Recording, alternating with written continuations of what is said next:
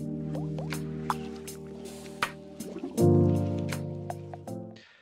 my name is Trey Dew. I'm support engineer here at E1 Solutions. Today I'll be teaching you how to update a SQL table with Smart Connect.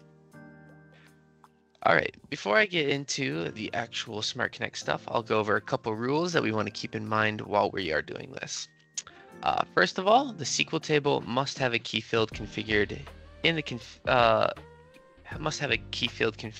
table. If there's no key field defined, the destination table, then the updates are just not possible for that table.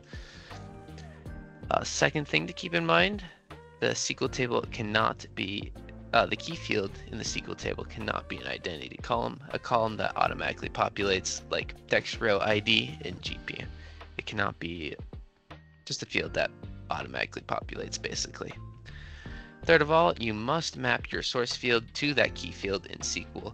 You can't use a rolling column, a script, or a constant. If you have, when actually doing that field, it must be from your source file to the key field. And then fourth of all, in Smart Connect, the data source key here, it needs to be one of the fields from your source file, and you need to actually map that in your destination file here. All right, so now we can go back into Smart Connect here, and once you have your data source set up, I just have a simple Excel document, and it looks pretty normal. Just going to use a couple of these fields, but that is not important. And then once you have your destination type set up to Microsoft SQL table, and I'm just going to a simple table here, we can actually go into here and start mapping things.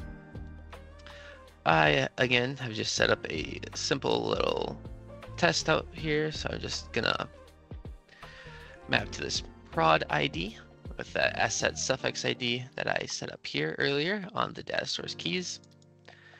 And then I am just using this for the character. I'm going to use a local constant test for video, and we'll be updating this field later on.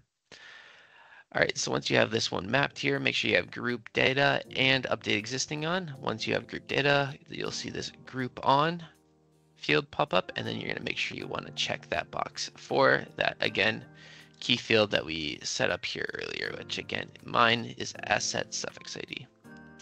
Once you have all of those things checked, you can go ahead and run this integration once, and you can see it was all successful. Now we'll go into SQL and take a peek at them. Just make sure that these are all right, and it looks like it. Prod ID is filled with the fields that I gave it. This local constant that I filled out is all good, and then the rest of the info is set up correctly. So now if I want to go back into Smart Connect and change that value here from that local constant, let me just throw on test again at the end, and we will see that this actually gets updated. I'm not updating these red fields because these are required fields, and if I change them in SQL, or they're required in SQL, but if I change them here in Smart Connect, it would actually create new entries in SQL and not actually update it like we are expecting. Because these are required, they cannot be changed once they have been set. Just like this prod ID. So this this black field is not required, so we can go ahead and change that. So again, now when I hit run, and I will go back into SQL, I will run this query again. You can see that they all get updated successfully. And if you do not see that update existing box up here, that just means you don't have any required fields that you can map against, so Smart Connect's not even give you the option to try to update. If you're running into that, that is what's happening in SQL. You just need to make sure that one of your fields here is actually required. Let's see if I can't.